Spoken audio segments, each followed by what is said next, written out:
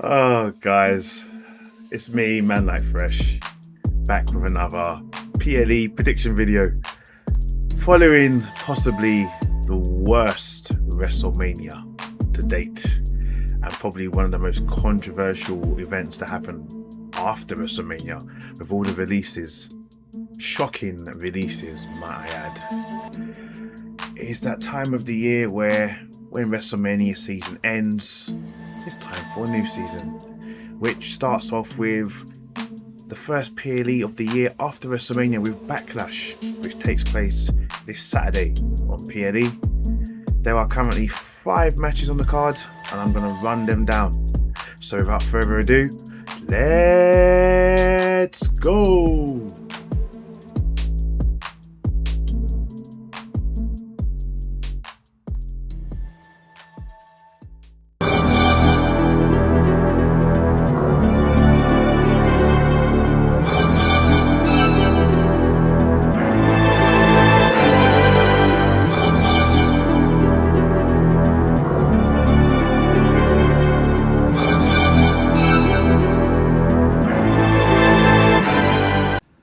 If any of you would like to be updated on any future videos I'm about to release, or just to follow me in general, you can follow me on X at www.x.com/manlykefresh.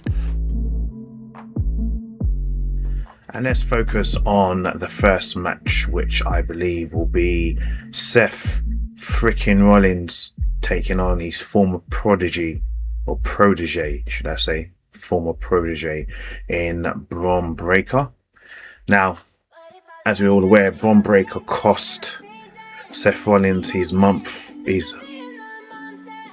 making mistakes already, his match with Gunther at Mania, which was a right match. It was a right match, but like I said, Gunther and Seth Rollins had no business fighting each other in that match. Literally, Gunther's supposed to be retiring people, not fighting normal people. We'll get onto Gunther later because there's another thing he did recently on SmackDown which I'm going to address. So, Bron Breakker returned, speared the hell out of Seth Rollins, and over the last couple of weeks after Mania, these two have gone back and forth. Seth's whacked him over the head with a chair, cutting his head open. Seth has got his head, he got his life speared multiple times. He's had himself attacked by Bron Breakker from behind multiple times. So this is just a normal match. So what I think will happen, I feel like, even though there was a little issue with Roman and Seth, like at the beginning of Raw Gone, I feel like that's a story for a later date. I feel like what they're going to do now at the moment is have a series of matches between Seth and Bron, and it's going to be probably the best of how many matches. So one person will win one match, one will win the other one, and then they'll have a rubber match, and they'll probably settle their feud then, probably at SummerSlam, maybe. I can see TKO and WWE. See how I said TKO and WWE, not WWE and TKO? We'll just go to show who's running this ship now. Yeah, up middle finger, I show them. I won't do it because kids are watching this. I feel the person who will win this match will probably be Bron Breakker, because Bron Breakker right now, he's not at the same stage as Seth Rollins. Seth Rollins is not really, his stock doesn't plummet if he loses a match, whereas Bron Breakker is technically, people are calling the next Brock Lesnar or the next Goldberg, whatever. In order for him to get that stage, he needs wins, and he needs wins over an established player like Seth Rollins. So for this match, Seth Rollins to lose, Bron Breakker to win this match. With you, I don't ever feel calm. I can feel the sweat inside my palm. Play with me like cats and a string. You don't understand the pain it brings. You don't ever wanna give me wings. You don't ever wanna set me free. And the next match will be for the United States Championship, where new champion Mr. Whoop That Trick Williams with Lil Yachty, is that his name? Lil Yachty, that dead rapper, that dead ass rapper, as I like to call him. Not big fan of Lil Yachty, whatever his name is, taking on former United States champion Sami Zayn in a one-on-one match. So, again, why are we having Sami Zayn again in this match? I mean, I think I said this before in a WrestleMania video, yeah?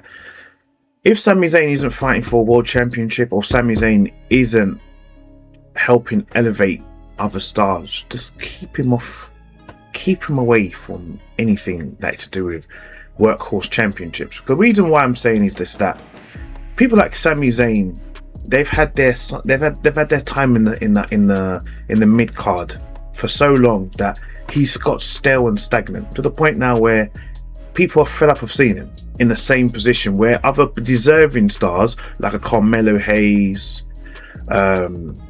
who else is there on the card? Kit Williams, like Kit Wilson. So many mid-card wrestlers on that card. I'm trying to remember who's still there, because so many people have been fired by WWE. Like, what the hell? I'm trying to remember who's still there. Okay, yeah, people like Talatonga. Is Talatonga still there? Or is it Tonga Lower that went? It's Tonga Lower that went. Yeah, Tamatonga still there. People like Tamatonga should be going for United States Championship, not Sami Zayn. Anyway, so we're running it back. WrestleMania rematch for the United States Championship, and everyone's still hot on Trick Williams. Trick Williams is like now has become the face, and everyone's turned on Sami Zayn. TKO and WWE again, not WWE TKO. TKO WWE. Listen very carefully. Trick Williams is an upcoming star. Yeah, do not destroy what you've already built by making him lose to Sami Zayn. Keep the momentum going. Yeah, from a business perspective, it makes sense. He's one of your biggest stars right now. Keep the momentum going. So for that reason, Sami Zayn to lose, Trick Williams to win and retain his United States Championship. You understanding me, TKO? You understand? Yeah? Yeah? Let that sink in your thick heads, idiots.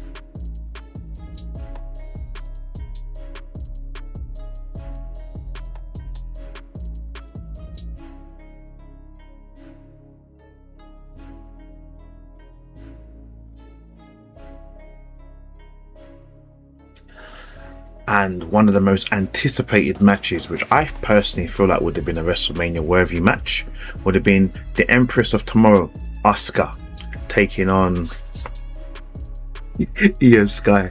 I love doing this. You probably won't see it in the video because I've probably got the profile covering me doing this. Wait, oh, it's coming back in now. Iyo Sky. Iyo Sky. I love it when she does this. It's actually awesome. So yeah, Iyo Sky taking on the Empress of Tomorrow, Asuka. So this one's a bit bittersweet because Iyo Sky and Asuka, I believe, was supposed to happen somewhere later on, but because Kairi Sane has gone bye-bye, now whether Kairi Sane left on her own accord or whether TKO cut her, the fact of the matter is there's no more Kabuki Warriors, there's no more rivalry tension between Asuka and Kairi Sane.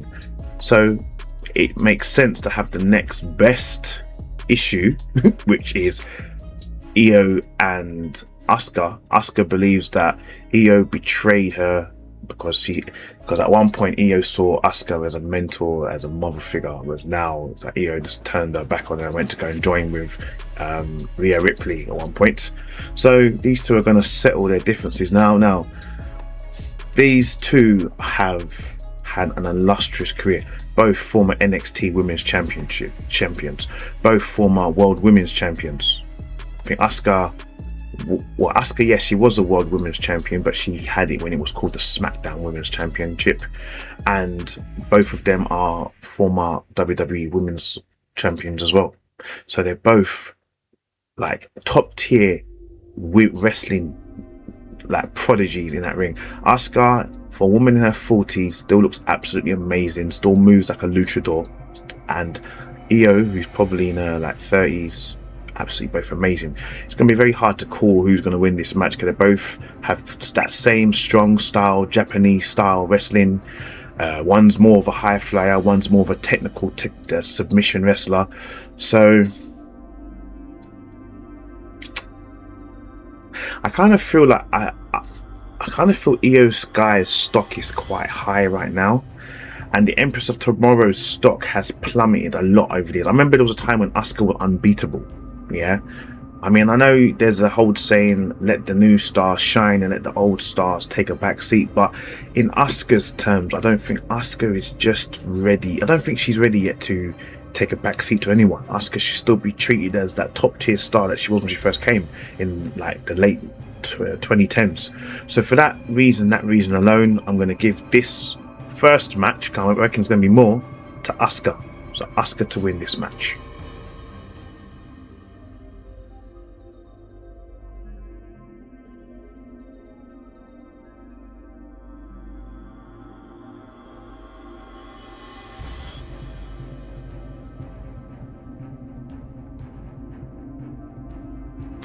And we have the only tag team match on the card, where we have Mr.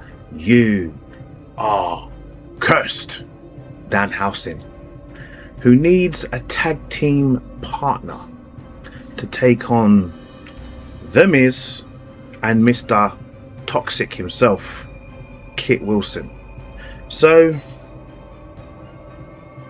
how this match has come about is, as you all remember, Danhausen debuted in Chicago at the Elimination Chamber back in, I believe, was it end of February or something like that, or March or February? It's February. Yeah, February. And from that point, Danhausen has been a regular on Raw and SmackDown, but for some reason on SmackDown, he seems to have the most, stories going on. He has issues backstage with the likes of The Miz, Kip Wilson, has these sporadic moments with R-Truth and Damien Priest every now and again, and some other stars. And I'm not really a big fan of comedy gimmicks, like really outrageous comedy gimmicks where it takes a gimmick to win a match.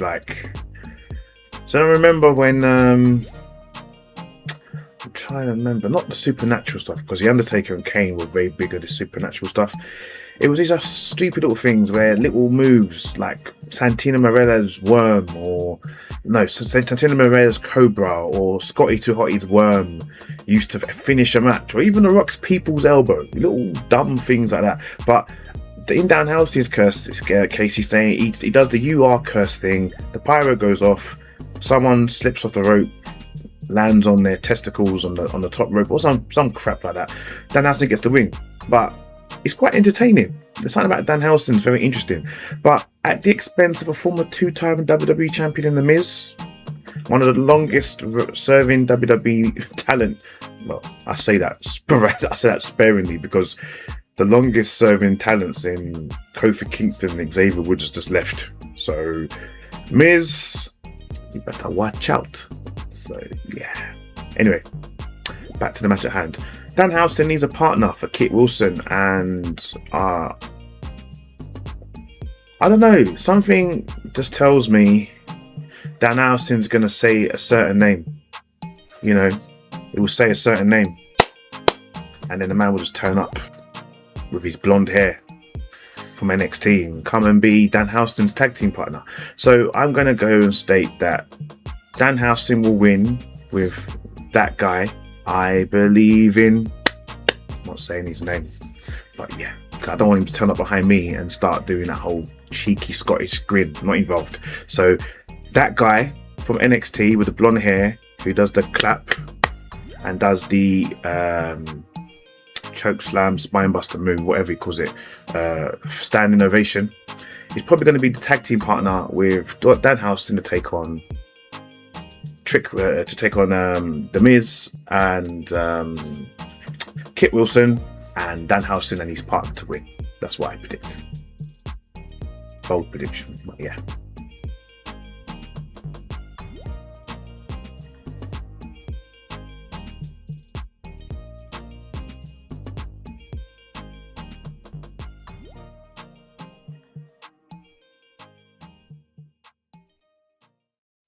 So, 4 matches have been covered by me. And as you all are aware, guys, if there are 5 matches on the card and I have done 4 predictions already, then it can only mean there's only one thing left to count and to go through. And that is the main event.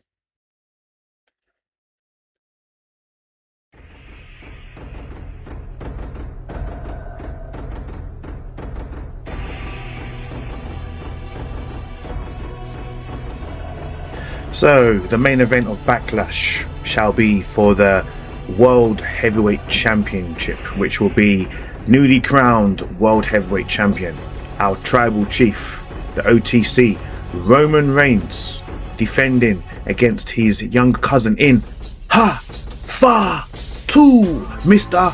Oh Gas, no breaks with it, you know what I mean? Far 2. Yes, I think I got that right. So, this one is a bit of a bold match. I wasn't expecting this one. I was expecting maybe a return match with CM Punk, or probably I don't know what I expected. I wasn't expecting Jacob Fatu, especially from SmackDown, to come from SmackDown away to Raw. Like, does the brand extension not mean anything to you guys anymore? Like, are we going back to the days where the World Heavyweight Champion and the WWE Champion just go on any show? All wrestlers can just compete with any show. I mean, at the day, if that's the case, you might as well just freaking do what AEW do. Have multiple championships defended on Collision and Dynamite by all different wrestlers, all times of the year, or any time, doesn't matter. Like, just cancel the brand extension, but just keep the championships, because we all know there's no point merging the championships together, because it just stagnates and dilutes the scene and doesn't give anyone an opportunity to level up, especially when guys like Roman are on top, Cody Rhodes are on top. Anyway, so Fatu wants the lifestyle, he wants the cars, he wants the money, money and the cars and the clothes, the hoes, I suppose. Jacob Fatu just wants to be successful. Oh, that's basically it. And he wants to do that at the expense of the Tribal Chief. Yeah? He wants to put money on the table for his family, minus the hose. You take the hose out. He wants to put food on the table for his family. He wants the jets, he wants the cars, he wants the flamboyant life, he wants everything except for the Uber fella. He doesn't want the tribal freestyle. But Roman Frames. Wow, Roman Frames. It's a nice nickname for Roman Reigns sometimes when he's fake. Roman Frames. Anyway, back to the topic at hand. So, Roman Reigns is quite insulted. There's a little bit of a tweener here with Roman Reigns, and a bit of a heelish move with Jacob. So obviously there's been a lot of back and forth there. Jacob has hit him with the Tonga Death Grip, which is that vice grip that his uncle Haku used to do. That's one of the Tonga kids' dad. Anyone remember Haku? Yeah, Haku was it Haku? Or was it Ming? Was he Ming in WCW and Haku in WWE? Correct me if I'm wrong. You know, I'm getting old now. I can't remember my left and my right half of the time. So yeah. So that is basically it with that. Now, what I'm curious about is another reused storyline. Who was Jacob Fatu talking to on the phone? Please pray to God it's someone meaningful. It isn't someone like Johnny Knoxville. Like, at this point, you just get any random celebrity. Johnny Knoxville. Pat McAfee can't come back. Well, anything's possible in WWE, especially when TKO's involved. Do you know what I mean? Just any random stupid celebrity talking in the ear of freaking Jacob Fatu to kind of dethrone the Tribal Chief, which I don't think is going to happen. Can you guys really see Jacob Fatu beating Roman Reigns after 1 month of him winning the World Championship from CM Punk? Nah. Can't see it happening. So it's not a case of how Roman's going to win. How long will it take Roman to subdue Jacob for him to get the win? And I'm going to tell you, it ain't going to be an easy fight. it's not going to be an easy fight. It's probably going to be a few interruptions here and everywhere. Maybe the Usos will turn heel, and yeah, I know a lot of us didn't want Jey Uso in the main event cinema, but do you really have to relegate him from a world heavyweight champion right back down to a bodyguard for Roman? Like, come on. Like, let's not refresh this whole bloodline story, please. We've already got this MFTs on SmackDown with Solo. We're then going to have the original family on Raw. Like, anyway, Roman to win, please. Let's get out of here. Done. Roman to win.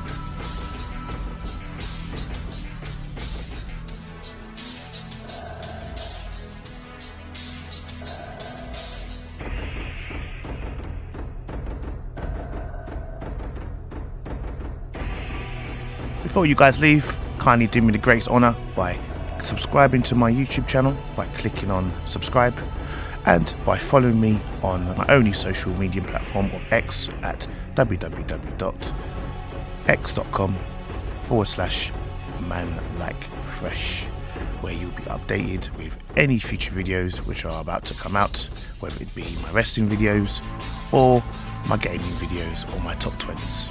So until next time, guys, see you at the next video. Look after yourselves and take care. Bye bye.